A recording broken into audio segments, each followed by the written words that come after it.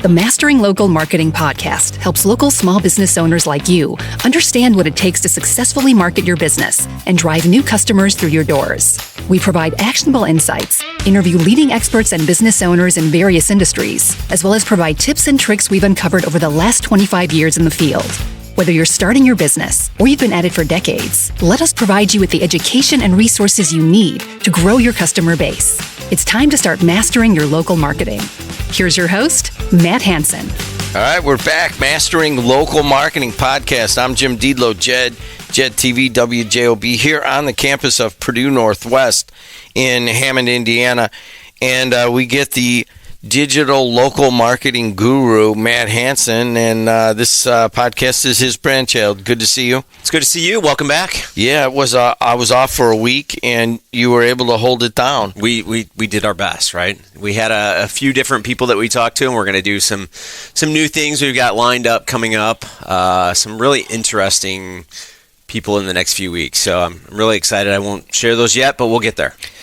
There's a general philosophy that we're kind of developing, and that is that what can we give to you to use for your business, some practical knowledge, some, maybe some strategic planning things. But we've both been basically on the academic side. We're here on the campus, and from the practical side, and that Matt's family has had its own companies, and I have more than 100 local clients here as part of my Streebig video and radio. So we bring all of this to basically show you that it's not that hard. I just got my MBA, and a big part of that was taking Matt Hanson's classes.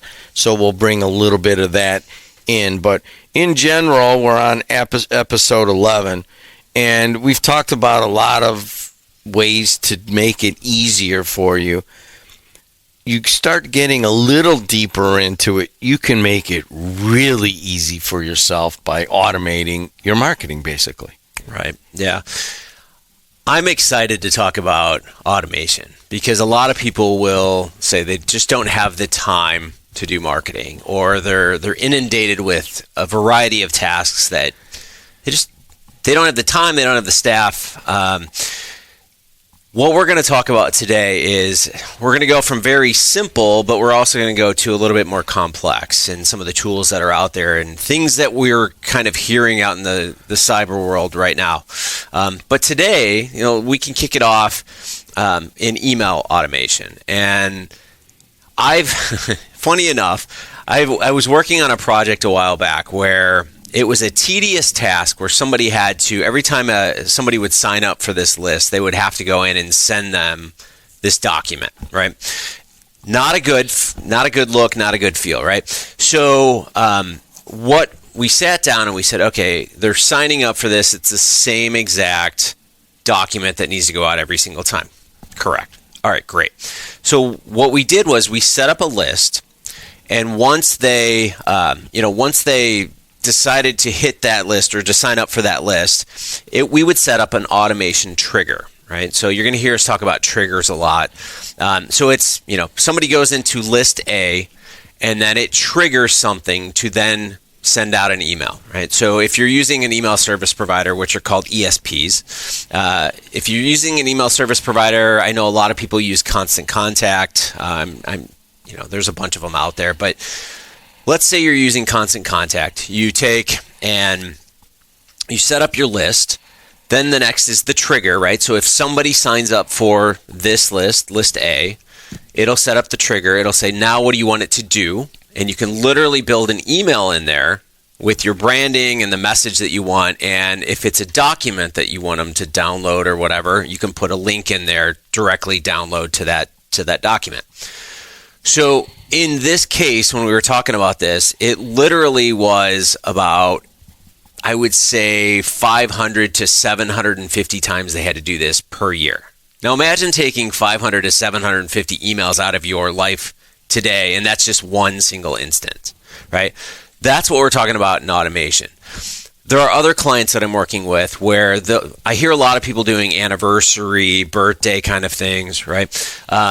If somebody signs up and they select January as their birthday, they then go into that automation funnel of pushing out January birthday content, February birthday content, and so forth. So when we start to sit down and look at email automation, ask yourself, where am I getting caught up and what kind of triggers can I set up? And you're going to save tons of time. So let's back this up. You're talking 500 to 750 people signed up for your email over the year. Say you're a auto parts just distributor. In a year, right? Yeah, you're an auto parts distributor with 3 locations, or you have laundromats, or you do catering, whatever it might be. All of the fundamentals are the same for your email marketing. So if somebody really doesn't have any email marketing, before we get into triggers, before we get in, how do they find someone to be their ESP? For the email service provider? Yeah. Oh, well, there's a variety of the smaller ones out there, right? So, and they all kind of niche up. They're starting to niche up. A little bit. And that's the reason I'm putting that out there, is that, Constant Contact is this kind of massive thing. They try to simplify it for the really small ones. But then there's a few of these providers that are made just for the small business with 12 employees or 50 employees. Right. But you got to commit to one of them, right? Yeah, you've got to find what works best for you, right? So I actually used to work for a company called Strongmail, and we had it was a customized solution for email. Our programmers were the ones that were running the system, and it wasn't for small companies. I mean, our clients were, large company, Land's End, Castrol, you name it, right? So that's on a grand scale, but there's also very simple scales, right? Like it come back down to find where you need to be. I think from a small business perspective, something like MailChimp, Constant Contact, those typically, that's kind of where people fall. And they've made them so simple today that the templates that they provide allow you to just really be simple, right? So go in there, change some copy, add some imagery, maybe use a little bit of AI to add some imagery that you don't have, that kind of thing. Different Levels too, like, basically how many email addresses can you put in, right? And you have to make that decision how much you're going to spend. Right. Typically, if you're small, you can get the 5,000 email addresses and below, and that is pretty reasonable. Right. So breaking it down there, so you got your business and you say, all right, I want to go into this and I want to send some regular emails out. This is pretty low cost and I understand this. You're going to get your email signups from your website, right? Mm-hmm. Sure. Everyone should have that. Sure. If you want us to go through that, I guess we could, but you just basically put hey, would you like to be on our email newsletter? It has become fashionable to throw up what do you call that? The window, and that you have to X out of a lot of times. Yep. I'm not a huge fan of that, Sure. but you can do that. Sure. Or you could just put on your front page, hey, you want our email newsletter. And then they opt in, and then you've got their email right there. You probably already have existing customers that you can import those in there, and they're not going to report you for sending them a marketing email if they're already buying from you. Right. They should opt in. But yeah. Any other places you can look for those addresses? Sure. I mean, anywhere you're having a communication with a potential customer, it could be social media, right? So I've got a few clients right now that are using Facebook forums, and they're collecting information there. So instead of sending somebody over to your website to then find your form and all those types of things, you can actually collect the data there. So yeah, I mean, there's multiple areas, and just because you're signing up for an email newsletter or something like that, also look at it as what are some of the lead magnets that we can put out there, right? So what is something valuable you can put together that individuals, that they might want to use, or that it's a checklist of things that they need to focus on, right? So again, ask your customer what is the most important thing to them, and then try to give them some kind of deliverable that they can sign up for it. So email automation, that is a place to start. Right. We're looking at things that can kind of go on and work in the background. And one of those is collecting email addresses, putting together using templates. We'll talk a little bit about AI because that's all we use now in sending and we even do it in our contracts. But we'll use that. What is a content bucket?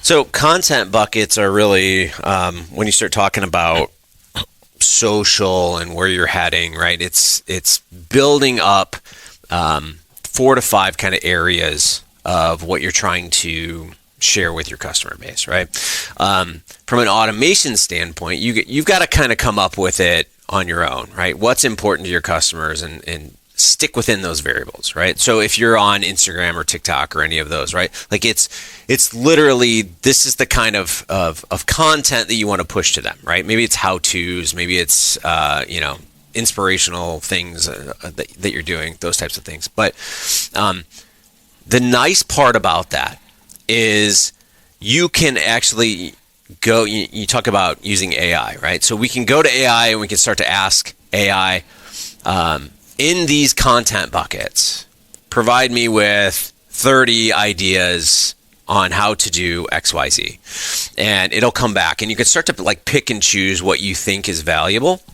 And then once you get all of that together, the biggest thing that people fail to realize is you put all of this content together in these 4 or 5 different areas, but then they sit there and they go, now I've got to post it every day. Right? And the funny part about that is there are scheduling tools out there. So you can literally, if you can come up with all of your content for the next month or the next quarter or even the next year, if you're really, you got the energy to do it, you can schedule all of that and walk away from it and only come back when somebody comments and you need to interact. And we can set up, different triggers on that as well. But, from a simple side, we're still kind of in the simple phase here. Schedule things, right? Develop your content. Use AI to get ideas. Everyone's on ChatGPT, let's face it, or some form of it. Use that and kind of figure out the content that you want to put out there, but then use some other tools to build that out and then schedule it, because scheduling something for 30 days and walking away from it is terrific, right? Like, you don't want to have to go into Instagram and TikTok and Facebook and all of them every single day and post content. Just set it and forget it. So email marketing obviously is one that can be automated fairly easily in any of the programs that you do it. Certainly your social media scheduling, you don't realize that some of these programs that you kind of started out in one area, like Canva, was mostly just to design some real quick things. But once you design that, then they found, well, what do we do with it, right? Well, then Canva will actually schedule that for you to post. Right. And you'll go right, it's one-stop shop right there. Right. It's funny. I haven't used Canva a lot because I've always been an Adobe Creative Suite guy, but I'm toying with both of them at this point. So the YouTube thumbnail for this episode was actually, there's a robot in the picture. It was generated from Canva. So it was their AI assistant in there, typed up, I need a robot doing this, and that's where it came from. So if you're listening to this or you go to YouTube and you see, we're using the technology here that we're promoting. So that's for your posts. You're going to Instagram, you're going to X, you're going to Facebook, TikTok, whatever you choose. And we've gone through the social media, in the beginning, especially if you're newer, choose one. Right. And then, if you're a little longer in the tooth, then you may be on all of them. But you also can buy some ads regularly just for small amounts. Right. And you're like, oh, well, I think I'm just going to go in there and learn how to buy ads on Instagram. And then you go in there and you use their interface. And then you do it once. Well, if it's just kind of a small amount and you already did it once and it worked, you can now automate that also. Right. There's so much automation in social ads at this point. Just from an agency perspective, I'm going to tell you exactly what happens, right? So you sit down with a client, you start to have conversations, and you want to understand what's the message they want to promote. We many times will go into ChatGPT and say, here, write 30 ideas for an ad that's going to run on Facebook and Instagram. Then we start to tweak. Then we start to look at it, right? And we were like, all right, I like this piece. I'm starting to put this together. I see where they went with this. Maybe I'll pull that in. And you really start to build the text of the ad at that point. When you get into the platform, when you're in Ads Manager in Meta, it will actually start to offer suggestions, right? So you upload an image in there, and it will do image enhancements. It will add music if you want to add music to it, because it says that it improves the response. They will have text suggestions. It'll take what you've written and it'll provide you with 5, 6, 7 other alternatives, and you can select those as well. So even though you have a plan and where you're going inside social and you're building these ads, there are additional suggestions that are coming up through AI that they're using. And what we're saying is use those because they're providing that as an example, right? The advertising platforms that we're using today are being modified, really, to help us get more response. So instead of having to sit down with somebody that is clearly like this massive expert, what they're doing is they're bringing it back to you and saying, our system is learning based on what's happening, and if you allow us, we're going to take your ad here. You have to allow it, but we're providing those suggestions. So let's, the days of old where we were like, no, we don't want to use this, we don't want to use that. Many times, those suggestions that they're giving you are outperforming what you were originally doing in the first place. Email automation, social media scheduling, your posts, and then your social ads. I know it kind of gets a little bit overwhelming, and that's kind of why we go through this over and over, and we're doing it, and eventually it'll be a little bit more, structured through the Matt Hanson thing that you will be able to find. But ultimately, you mentioned the word performance, and you have to be able to measure all of this. Right. What does Performance Max mean? Well, Performance Max is more on the Google side, right? So maybe Jim, have you ever ran a Google campaign, so paid search campaign or anything like that? You want to know that I ran it several times in your classes. Okay. And that was the last time I did it because we are overwhelmed here as a digital sports streaming thing. But we're finishing up basketball, and that is one of the things that we talked about. Right. Is like, sometimes people can't find the games. We need to get some Google search words for this area. So you're going to tell me how to do that and why to do that. So here, I'm going to make it very simple for you, right? So we're talking about automating. When you start a Google paid search campaign, you have to go in there and you have to put in all of the content and all that, and that's perfectly fine. But you have to continually monitor, right? It's not learning necessarily. It's the keywords you put in there. It's the ads you put in there. You have to watch it. You really have to understand what's working and what's not. Google has this other side, and it's called Performance Max. And it really is, you upload all of these assets. It can be images, it can be text, it can be, all this different stuff. I don't want to get into the details because we only have, like I said, 25 minutes in these podcasts. But Performance Max is literally you upload all of these assets, and Google's AI backend is literally going out there to find those people that are going to click on your stuff. And it works for you. So, I've actually worked with people at Google that say, just do PMax. Like it's legit. Set it up, let it run, and let it go. And compare it to what you're doing. And odds are you're going to see it's definitely doing as well as you are, if not better. So if you're looking out there and you're saying, well, I don't have the time or effort, go set up a PMax campaign, because quite honestly, it'll take you probably 30 minutes, maybe an hour if you're not well versed in what it is, but go set it up and let it just learn and run and set that budget to what you want to do. And just, again, I'm done. I don't have to do any more. Just let it learn. All right, let's hit that part. Set that budget. 3 laundromats in the same little area. $100, $200. What are you talking? I always say if you're spending $1, you're doing well. There you go. You see what he's saying? And I know since I've taken his classes, you got to be in the game to learn that. If you go in and you buy a $20 campaign, you've still had to fill out everything, and you still have to learn all of that process. And then all of a sudden you may be doing 200, or if you got 5 banks or 7 banks, then all of a sudden you're doing 2,000. You know what I mean? But that's his philosophy. You got to be in that game. I've spent $5 a day for clients, and I've spent $10,000 a day for clients, right? Funny part is the results are the same. It's a numbers game. So that's all it comes down to, is how many people are going to see your ad and how many people are going to click over. Doesn't matter if you're spending 5 or you're spending 10 grand a day. I mean, it really is just a numbers game. How many people do you want to see your ad? So let's keep it moving here. We got to automate. We got a website. We all have a website, right? You want to put in pop up. I mean, it's somehow it became okay to just get really sticky and pop up coupons and offers and that kind of thing. But you know what? People aren't that turned off by it. Perhaps you need to look at it. How would you automate that process?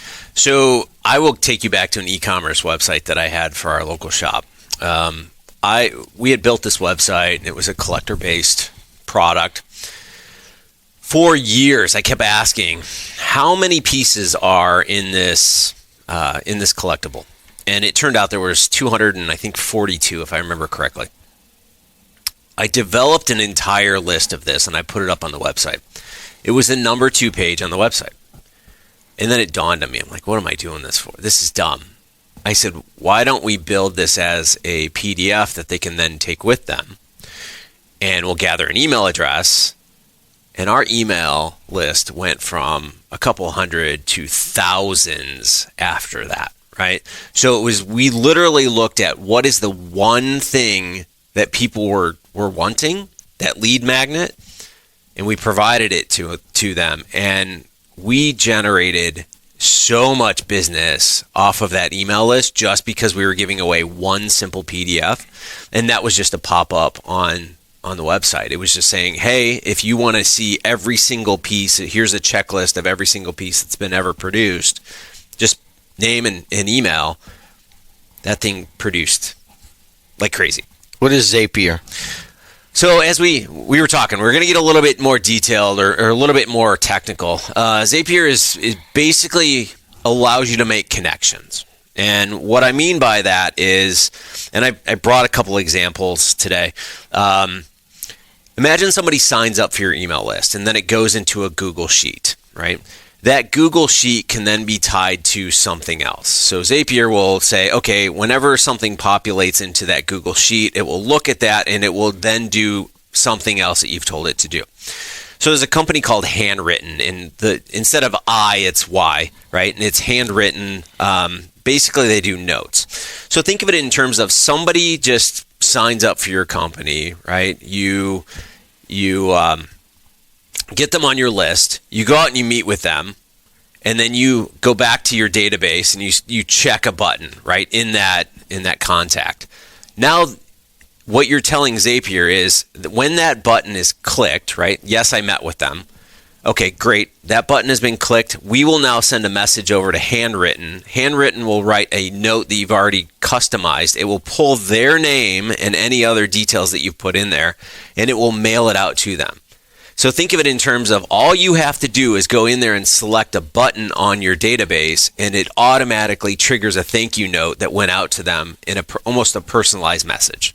What about surveys in that? Surveys are great, right? So, if same thing, you meet with somebody, or maybe somebody, you finished a job with somebody. Let's say you're an HVAC company and you just, it's been cold here. We've had, it's like 8 degrees, right? You put them into the system.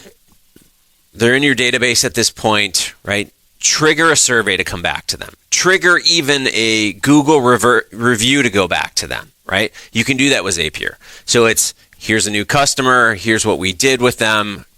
As soon as that goes into that database, it should trigger through Zapier over to either SurveyMonkey or something like that, or even Google reviews. Just an ability to kind of connect that, so you automate it a little bit easier. So you've automated all this. We talked email automation, social posts, ads. Of course, you can do it on your own website, and then basically have a management system with Zapier that'll be able to say if X happens, then do Y. If Y happens, then do Z, that kind of thing. Final topic, where does AI fit in all of this? It's part of all of it, right? So I think when people think of AI, they think ChatGPT. That's all they think about, right? AI has been part of so many things for 20, 30 years that you just don't even realize that it's happening. But everyone thinks it's just ChatGPT. So everything that we've talked about today is literally kind of AI based, right? So it's something happens, you train it to do something, and then it goes from there. There are a variety of new things that are popping out every single day, right? So one of the ones that I was talking about this week was Lindy.ai. And Lindy.ai, if you are in any kind of sales or you do a lot of meetings, one of the things that I heard with Lindy the other day is whenever you can tie it to your Google Calendar, and when it notices that you have a meeting coming up in 30 minutes, in an hour, it will go in and look who's part of that meeting, and you can train it and say, well, go to LinkedIn and tell me who these people are. Give me the breakdown. What's their name? What company they work for? What's their title? It'll go back into, you can set it for like 30 days to go back in your email and look up all the topics that were discussed. And really what you do is you train it to develop a one-page sheet that's emailed to you 30 minutes before the meeting, which is a summary of what you're going into. Right. So I've talked with a couple of people this week where they're just like, I get into these meetings and I don't remember what we're talking about. This is literally AI being trained. We call them, they're basically called AI agents at this point. They work for you. And it creates this document that when you're going into this meeting, you know exactly what's happening, right? You know all the bullet points of what we're going to discuss, the full background, what's been discussed over the last 30 days. And that's where things are heading now. So people are using things like Lindy where they're developing these agents. They're developing marketing agents and accounting agents and financial model agents. Like they're doing all these different things. And it's very similar to like Zapier where you can tell it, do this. But like when you get into things like Lindy, you're training it based on your writing style, what you want. Like if I get an email from somebody in my business, I can train it to come back. So let's say you send me an email and it says, hey, I'd love to meet with you next week. What do you have available? I can literally train it to write you back in my voice and say, here are the dates and times that I have, because it will go back to my calendar and send it, right? So then you come back and say, I'd love to have, next Tuesday at 6:00, right? Okay, it will schedule it for me. I don't even have to touch it. Basically, next week, I look at my calendar on Tuesday and I see, okay, I have a meeting with you at 6:00. 30 minutes before that meeting, now it's telling me exactly what we're talking about. He is Matt Hanson, and I'm sure he is striking fear in some of us people in, Matt, the name of the podcast, if you're watching, is right behind us, Mastering Local Marketing. And if you're in that game, some of this stuff is going to be new, some of it's going to be daunting, but all of it is effective. And it just, for him to talk about Lindy.ai, I'm familiar with it. Automate your CRM, automate your customer support, automate your data, analytics, all that stuff. Lindy AI can take you into that. And that would take a learning curve to get into. And that might be someone that you would give it to your CM, your chief marketing officer or whatever. So don't be overwhelmed by that is what I'm trying to tell people. Yeah, well, I've got one more I want to throw in there. I know, and if it's going to overwhelm people, don't do it. It's not. So what I want you to do is go out there and look at, it's REPLIT, Replit. And basically, it is a new AI agent out there that is building websites and mobile applications by literally you're just putting in there what you want it to do. So think of it in terms, we were talking about scheduling meetings. I can go in there, and one of their examples that they give on their website is, I want to create a website where somebody can go in and schedule a meeting with me and have options. It will literally start to ask you questions. Well, what are the times? What are the days? When are you available? What do you want it to look like?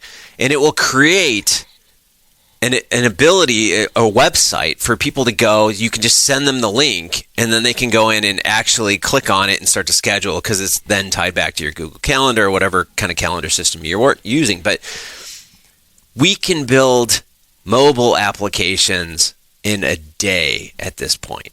right? And they've just recently launched, you can actually upload those applications to iOS and all of, so this is a complete game changer. Those of you that have always said, I want to create an app, I want to create a website, but I don't have the knowledge, the expertise, these websites now are literally building it for you with you just telling them what you want it to do. Replit, I'm well aware of this. I have a son-in-law that's in the data analytics and into coding. So I'm following this too. Mm-hmm. And his whole shift was, I just went to Georgia Tech and got a coding degree. And he's like, he's a little worried about people that just have that coding skill, because you could basically just tell, even ChatGPT will do it. And but Replit is much more defined, and there are more and more of Replits out there that will write the code for you, and then all of a sudden you have an app or a portion or some sort of application onto your website that will do that dream business. I think that's part of their marketing is we'll make your dream business app in a day, and it's crazy. It's pretty cheap.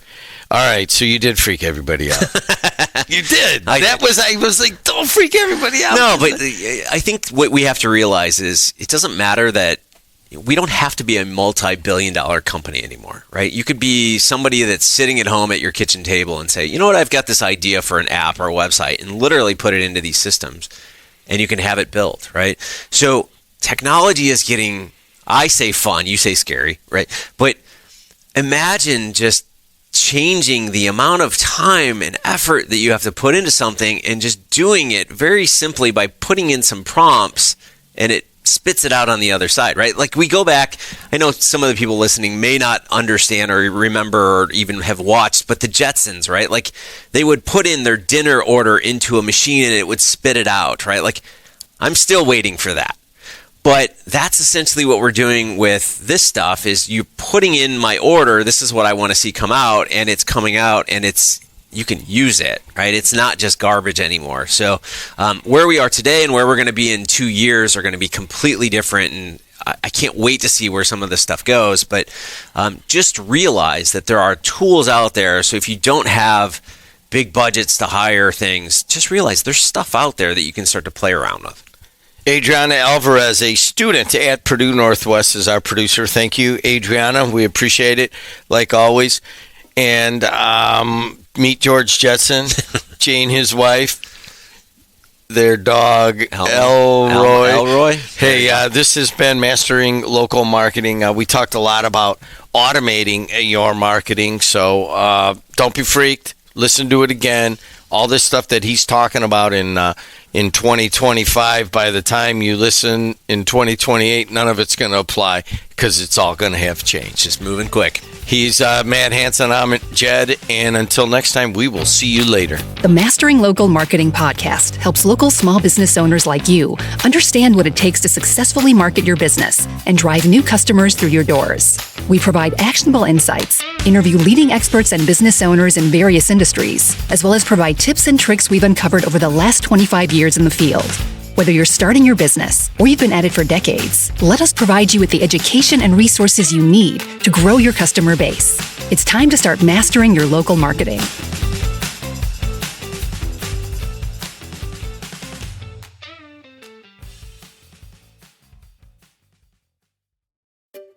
Finding great candidates to hire can be like, well, trying to find a needle in a haystack. Sure, you can post your job to some job board, but then all you can do is hope the right person comes along. Which is why you should try ZipRecruiter for free at ZipRecruiter.com/zip. ZipRecruiter doesn't depend on candidates finding you. It finds them for you. Its powerful technology identifies people with the right experience and actively invites them to apply to your job. You get qualified candidates fast. So while other companies might deliver a lot of hay, ZipRecruiter finds you what you're looking for. The needle in the haystack. See why 4 out of 5 employers who post a job on ZipRecruiter get a quality candidate within the first day.